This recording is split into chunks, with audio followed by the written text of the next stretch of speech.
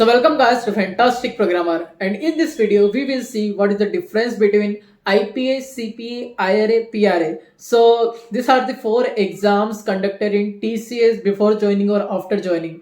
Now why these exams are conducted, what are the benefit from that exams, and what are the topics comes in that exam. So we will see everything in this video, so watch this video till the end.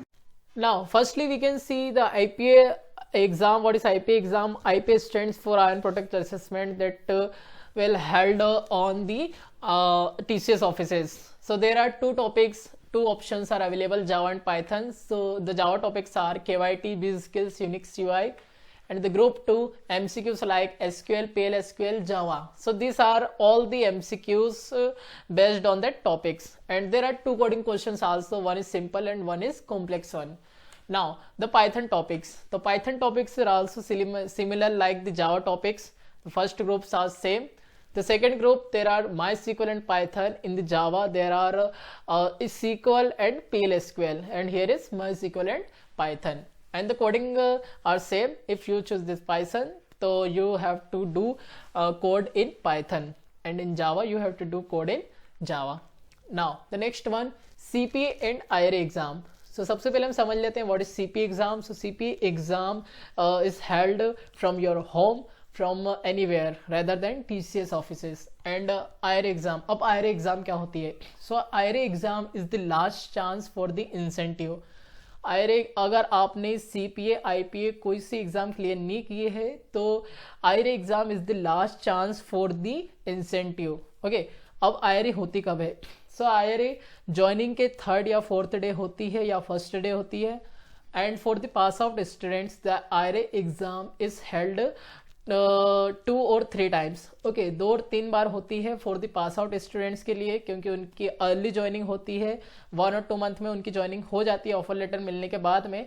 सो उनके लिए IRA exam के 2-3 options रहते हैं. अगर उसमें से एक भी बार इफ दे क्लियर 80% अबव और 55% above, so they will get incentive, and if not so incentive नहीं मिलेगा उनको.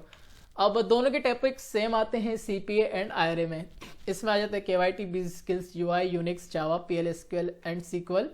एंड कोडिंग में एक कोड आएगा जावा का. इसमें 2 कोड नहीं होंगे, इसमें एक ही कोड होगा और एक होगा यूनिक्स का कोड. ठीक है, जावा का कोड 40 मार्क्स का होता है एंड फिर एक यूनिक्स का आएगा 10 मार्क्स का. ठीक है, तो ये रहता है सीन आपका CPA एंड IRA एग्जाम का. Now the next one, Python के भी टॉपिक्स देख लेते हैं. वो जावा के टॉपिक्स थे, पाइथन में भी सेम यही रहेगा. PL/SQL और SQL की जगह MySQL आ जाता है यहाँ पे, एंड आपको कोड लिखना होगा पाइथन पे, और उसके बाद में एक होगा यूनिक्स का कोड. ठीक है, तो ये रहेगा आपका CPA और IRA एग्जाम का. Now coming to the PRA exam. Now what is PRA exam? So PRA exam क्या होती है कि PRA एग्जाम आपकी प्रोजेक्ट अलॉटमेंट के लिए होती है. जब भी आपको प्रोजेक्ट दिया जाता है तो उसके पहले आपको PRA एग्जाम क्लियर करना कंपलसरी है. If you will not clear this PRA exam, so you will not qualify and also you will not get any project. Okay, आप जब तक ये क्लियर नहीं करोगे तब तक आप प्रोजेक्ट के लिए सिलेक्ट नहीं हो सकते. सो आपको PRA एग्जाम क्लियर करनी ही होती है.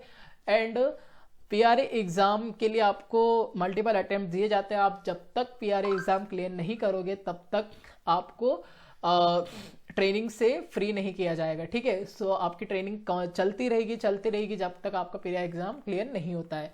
PRA में टॉपिक्स क्या आते हैं? इसमें भी KYT, Biz Skills, UI, Unix, like जैसे CPA और IRA का था, सेम वही टॉपिक यहाँ भी रहता है. कोड आता है जावा यूनिक्स का, एंड सेम पाइथन के लिए भी है. पाइथन में भी सेम यही रहेगा.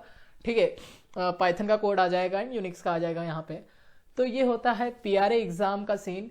ठीक है, कि जब भी आप ज्वाइनिंग के बाद में होती है ये, हाँ, जैसे फर्स्ट वीक सबके लिए कॉमन रहता है, सेकंड वीक से PRA एग्जाम का सीन रहता है. अगर आप PRA एग्जाम क्लियर नहीं करते तो आपकी ट्रेनिंग एक्सटेंड करते जाएंगे. हर वीक की आपकी ट्रेनिंग एक्सटेंड होती जाएगी, एंड उसके बाद में आपको क्लियर करना ये कंपलसरी है. इसके बिना आपको प्रोजेक्ट अलॉट नहीं होते हैं. ठीक है, अब PRA एग्जाम का एक और ये है कि जो इसमें KYT और बेस स्किल्स के टॉपिक हैं, तो इस बार जिनकी भी PRA एग्जाम हुई थी लास्ट मंथ में, उनको KYT बेस स्किल्स के टॉपिक नहीं आए थे, बाकी सारे टॉपिक आए थे.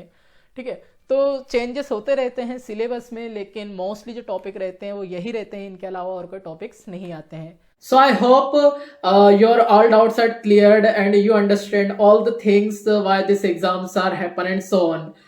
So ऐसे और भी हेल्पफुल वीडियोस आते रहेंगे आप सभी के लिए. So if you like this video, so like the video and subscribe my channel, The Fantastic Programmer, because there are so many videos or comes in the future. So yeah, thank you so much. Keep safe, keep healthy and don't forget to subscribe. And मिलते हैं next video में, तब तक के लिए bye.